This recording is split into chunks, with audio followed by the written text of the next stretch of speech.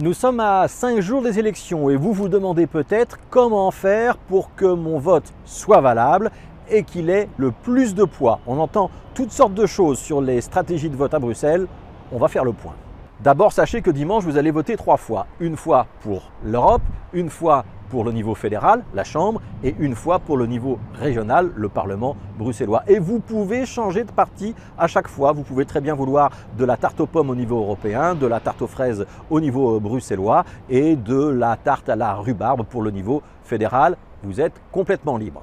Pour chacun de ces votes, vous pouvez choisir de voter pour un parti dans son ensemble, c'est la case de tête, ou privilégier l'un ou l'autre candidat en noircissant la case devant son nom. Vous pouvez le faire plusieurs fois à condition que ce soit dans la même liste. Qu'est-ce que ça change ?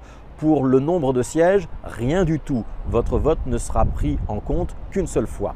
Pour la distribution des sièges au sein d'une même liste, là, ça change quelque chose. Si vous avez voté pour la case de tête, votre vote va d'abord servir à élire le numéro 1 de la liste. Une fois que celui-là est élu, ce sera pour le numéro 2, etc., etc.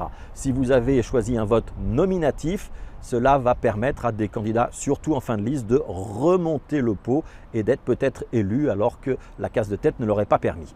Mon vote pèse-t-il autant si je vote du côté néerlandophone ou du côté francophone? Question qu'on entend souvent. Alors à la Chambre, oui, une seule et même circonscription, un seul et même collège. Et d'ailleurs, plusieurs partis ont décidé de faire liste commune entre francophones et néerlandophones. À la région, c'est différent puisqu'il y a un nombre de sièges réservés pour les néerlandophones et les francophones, 17 pour les flamands, 72 pour les francophones.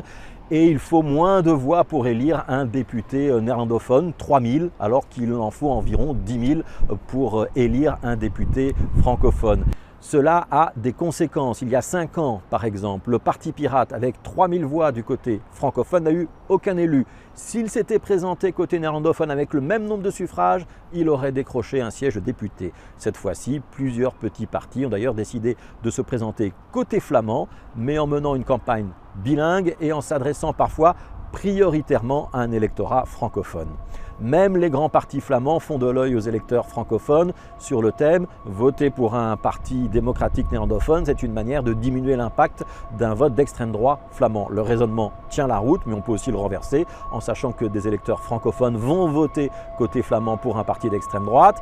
Et puis surtout, le poids démocratique, le poids politique, il reste majoritairement du côté francophone à Bruxelles. On peut donc dire que le vote utile, il est autant du côté francophone que du côté néerlandophone.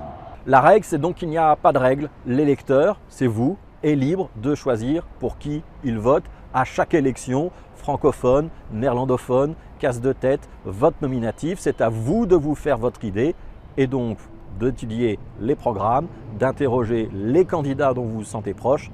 Il vous reste 5 jours pour le faire.